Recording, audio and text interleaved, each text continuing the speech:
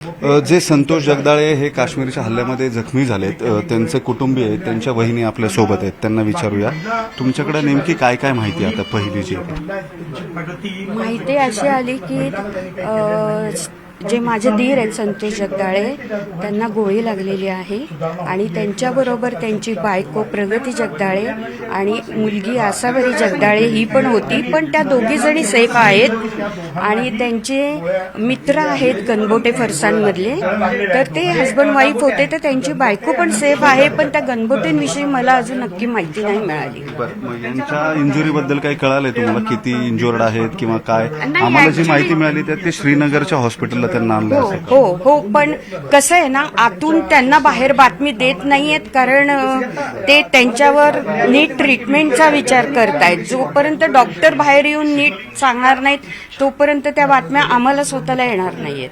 आता मला एक सांगा, तुमचं मुरलीधर मोळांशी बोलणं झालं किंवा आणखी कुणाकुणाशी बोलणं झालं काय? मुरलीधर दादा बोलले, चंद्रकांत दादा बोलले,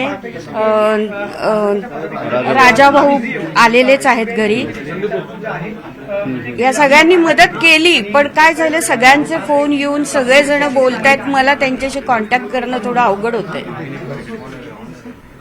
ठीक आहे.